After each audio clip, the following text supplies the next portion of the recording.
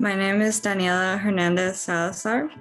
I graduated from the LBJ School of Public Affairs with a master's in global policy studies and a master's in Latin American studies.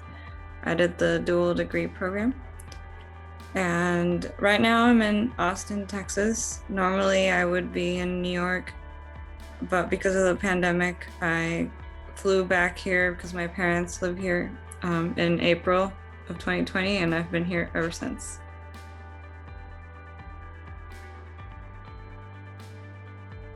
So my first job was at Results for Development. It's a NGO in Washington, D.C. They focus on international development projects, but they also conduct research. And what drew me to them is that I had heard very good things about them from other graduate students at LBJ who had done internships there or who worked there after they graduated. My main interest is governance and democracy. And so the leader of the governance team came up to me, and then a few months later, he hired me as a consultant, and I worked there for a total of 10 months. And then I stopped working there because my work permit ran out. I was an international student, so I was on a student visa, and I had a 1-year work permit, and it sucked because that was probably my dream job. But I was lucky that I got a job at the United Nations, and that's where I work now. And I like it a lot, but it's not the same.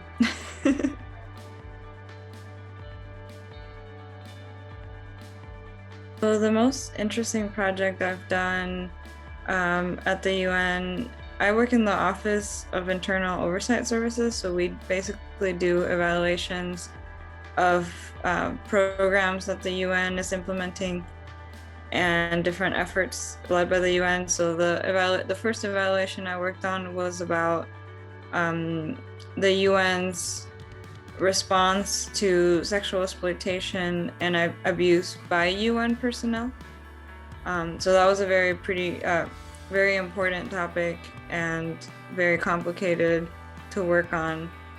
The skills that I used from grad school, I took a lot of evaluation methods classes, so those came in handy. And also I took a lot of just data analysis and visualization classes.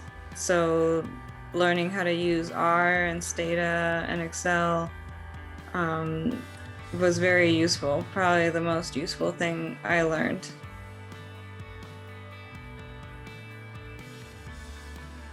Since I work doing evaluations, it's pretty similar to doing academic research. So my day will really depend on what stage of the research project we're in. So if we're in the beginning of the project, then we're establishing contacts. It's kind of like a fact-finding mission, trying to get a layout of the issue that we're evaluating. If right now, for instance, I'm at the end of two evaluations that I've been working on. So with each evaluation report that we produce, we issue a set of recommendations. And so what I'm doing right now is pretty boring. It's like putting all the recommendations into an Excel file and how each UN entity will implement that recommendation and what's their target date and all that. So it can range from very boring to very exciting. Some evaluations require a lot of traveling to do interviews and focus groups. And the one that I did on sexual exploitation required a lot of traveling. The other one I'm doing did not require traveling, but we did a lot of surveys. And so it's very similar to doing a research project. And so to me, it doesn't feel new because I got to work on a lot of research projects at UT, mostly through Innovations for Peace and Development, the research center that I mentioned. So yeah, I feel like I knew exactly, I transitioned very easily into this role because I had that research background.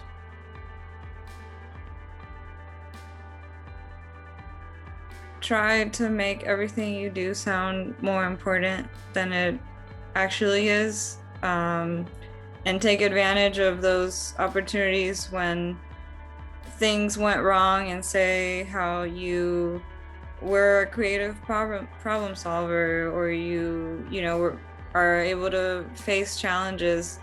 Um, just it seems like a difficult thing to do, but just market yourself. Even if you don't have that confidence in yourself, you just have to write about yourself in a very confident, assertive way. I always try when I'm writing a cover letter, I avoid using passive voice, because things don't happen to you. You accomplish those things. And I edit every single cover letter to match the job description. And your resume, I also edit my resume depending on the type of job to make it as customized as possible.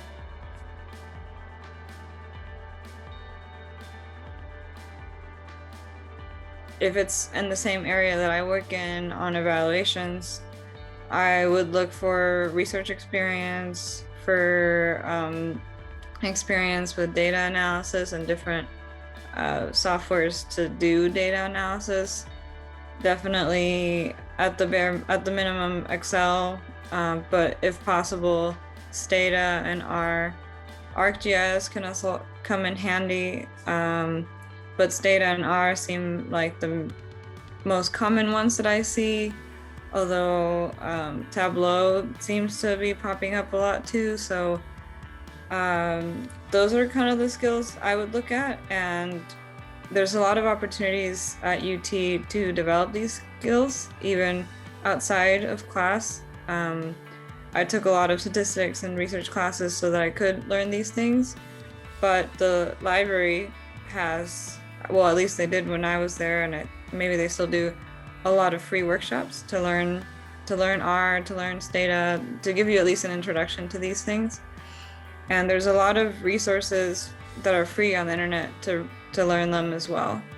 So at least if you want to work in evaluations, this is incredibly helpful to learn and essential.